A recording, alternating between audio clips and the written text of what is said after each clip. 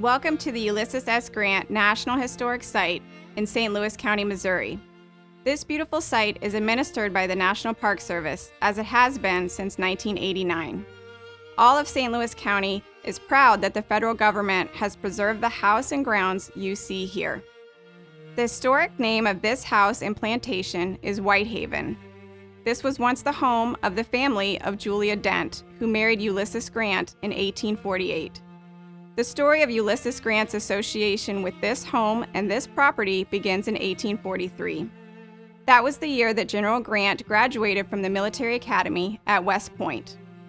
Like many other new lieutenants, Grant's first assignment was to the post at Jefferson Barracks.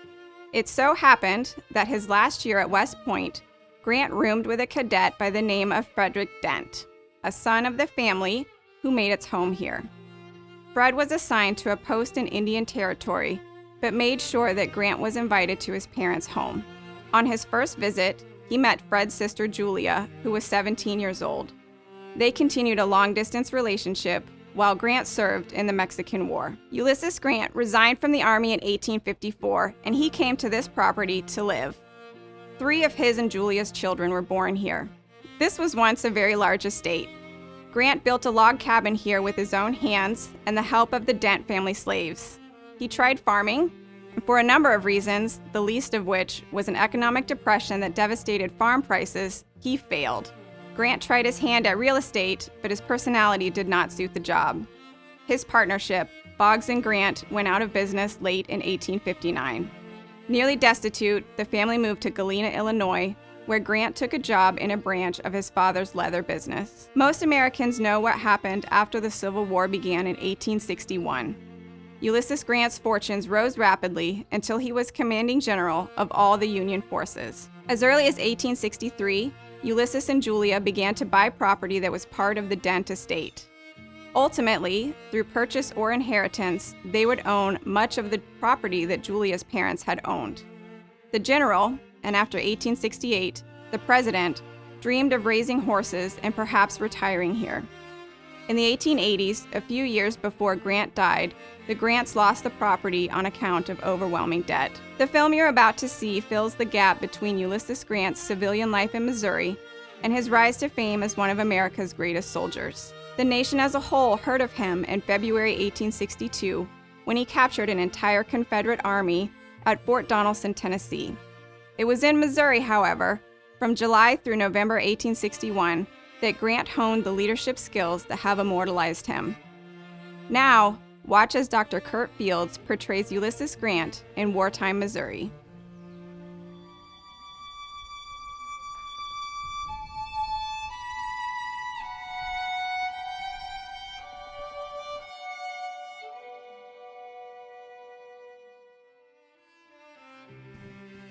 Cape Girardeau, Missouri, on the Mississippi River. It's good to be back. I first arrived here on August the 30th of 1861.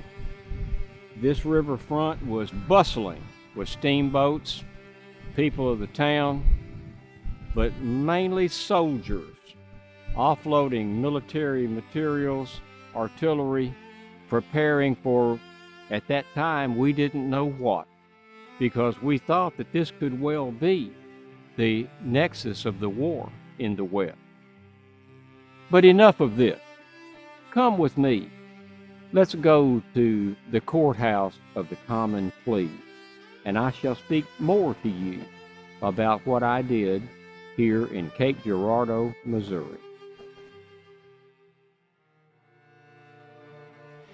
On July the 3rd, if I may take you back a bit and reflect with you, of 1861, I left Camp Yates, Illinois, with orders to march to Quincy, Illinois, and thence into Missouri. And for the next 8 days, I took my first command as colonel of a regiment with about 1,000 men across 100 miles across the state of Illinois. Now, something I should have you know is that was a learning experience. It was my first time in command of a regiment. and I became, as the men felt, something of a taskmaster. By the time we got to Quincy, Illinois, that's 7 or 8 days on the march, the men had begun to do something that I found amusing. When I rode by them, they would start singing that hymn, "Jordan, sure am a hard road to travel." My adjutant made a comment to me on one of those occasions, and he said, "They're singing to you, General." And I replied, "Yes, Jordan, sure am a hard road to travel, I expect, but so is discipline. And both roads must be traveled." I was able to cross into Missouri on July the 11th and went into camp near the Salt River Bridge that I was assigned to guard against incursions, Missouri State Guard and so forth, and was there for approximately 2 weeks. And in that time frame, I had my first combat assignment. We were to go about 25 miles to address Tom Harris, General Tom Harris. And it was on that march that there was another revelatory experience to me. As I turned in my saddle and looked behind me at the head of the column, I could look back and see 1,000 men stretched out behind me. The weight of those shoulder straps that I had, the eagles, became very pronounced because I realized that I'm in command. These men depend on me. And it was profound for me to think that. As we got to where Tom Harris was going to be, we had to go up a river embankment to look down into the river stream bed where Harris was reputed to be camped. And I had yet another experience that I should share with you, should like to. As we went up that hill, I realized that I'm about to lead men into combat. Now, if I'd been a lieutenant colonel, I would have been fine. But I was not. I was colonel. I was in command. The welfare of these men depended on my decisions. My heart was pounding. It got up in my throat. I knew the man next to me must have heard my heart pounding, and I wanted to bolt. I wanted to run. I wanted to be anywhere but there. I wanted to be back home on the porch with Julia, anywhere but where I was. But I didn't have the moral courage to run. I didn't even take the time to stop and consider the matter. I pressed forward. And when we crested the riverbank and looked down into the bed of the river, Harris was gone. He'd skedaddled. And it had only been hours before that he'd left. The enemy was just as afraid of me as I was of him. And that was a view of the question that I had never taken. It was a lesson that I learned and I never forgot for the rest of the war.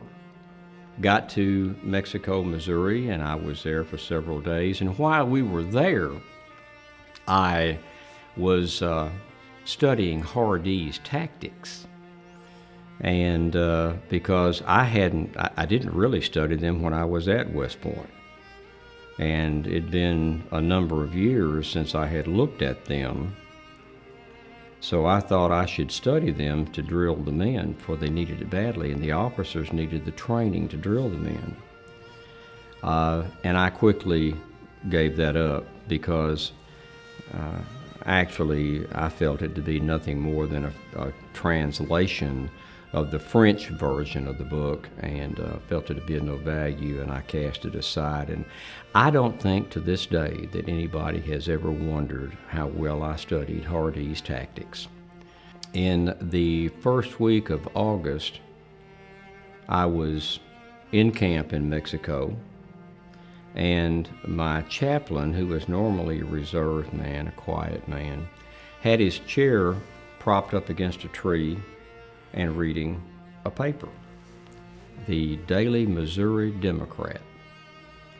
And he sat bolt upright, jumped up, and came almost at a run to my tent, calling my name. And he said, Colonel, I've got something you must see. And I took the paper. Well, what is it, Chaplain?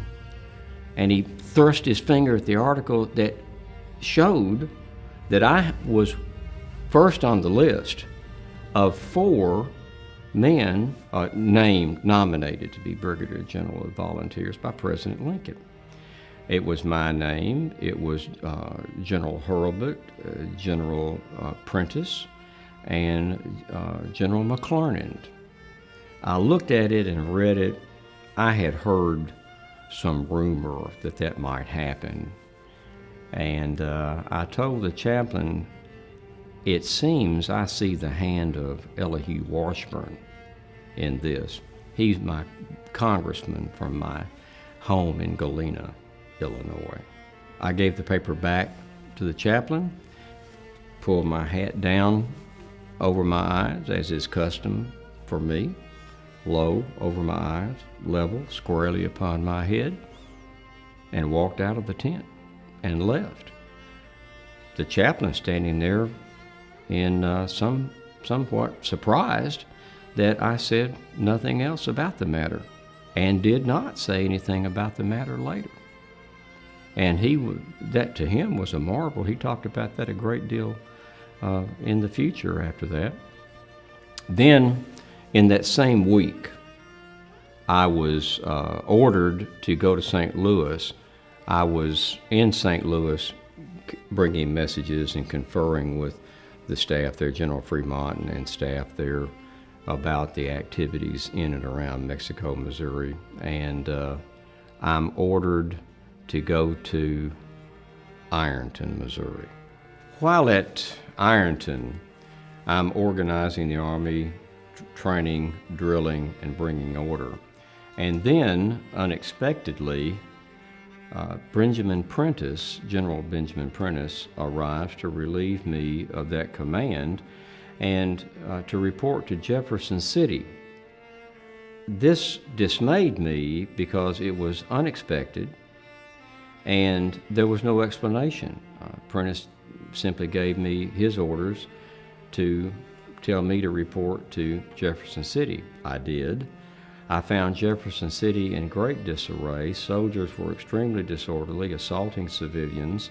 There were numerous recruiting stations being set up, men unauthorized recruiting for all different lengths of service.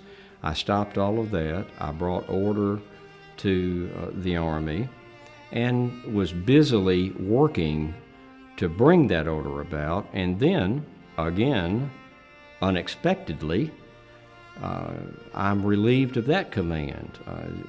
Jefferson C. Davis, who had been at Fort Sumter and surrendered with Captain Anderson, and had been paroled. He's back in the service, and he reports to relieve me. And I asked him why, and he said, "I do not know. I have orders to tell you to report to St. Louis for special instructions." General Fremont, in my special instructions, had told me that he'd named me commander of the Southeastern Missouri Military District, which also included Southern Illinois. He said I had some time to assemble a staff and make my plans, and I repaired to the Planters House Hotel in St. Louis, which I knew from my days of living in the St. Louis area and in St. Louis. I spent 2 days there. I named my first staff member, Mr. Hillier, an attorney there in St. Louis, whom I had known while I was a real estate agent in St. Louis, and we rented desk space from the law firm Hillier was practicing with. Then after a couple of days, boarded the steamer to come to here to Cape Girardeau. On that trip, which was short, uneventful, I had an interview by Mr. Knox of a New York newspaper, and long after the fact, I read the article, and I was pleased to find out, to realize that it was my first introduction on a national basis to the American public. I was not pleased, I had to smile a bit, at Mr. Knox at the end of the interview apologized to his readers for having spent so much time on an unknown general, which at that time I was an unknown general. And I also was not pleased with the description of me that Mr. Knox had. He said that I was tending to corpulency. It must have been the civilian clothing I had on rather than a uniform, because I did not have a general's uniform at the time. In fact, General Fremont had told me I should wear my uniform, and I told him I didn't have a uniform. I'd given my colonel's uniform to another man who needed one, and I'd ordered my brigadier general uniform from my New York tailor, and I had yet to get it. Upon my arrival here in Cape Girardeau, I was here just 4 days, but I had my first fight here in Cape Girardeau. Ironically, it was not with the rebels. It was with a fellow general, Benjamin Prentiss, because I had been sent here by General Fremont to address activity in this part of the state. General Gideon Pillow was leading forces into southern Missouri, and specifically here in the area was a fellow, a general in the Missouri Guard, M. Jeff Thompson. His name is actually Meriwether Jefferson Thompson, from Virginia, who's relocated to this area.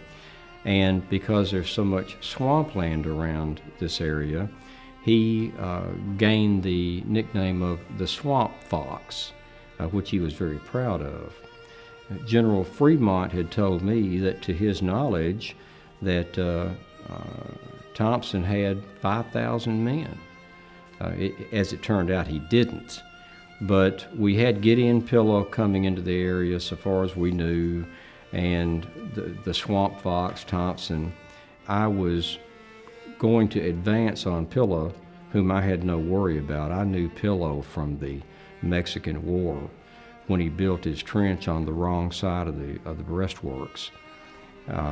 And part of my plan was to have General Benjamin Prentiss at Jackson, Missouri, to stay there. My orders were for him to stay there.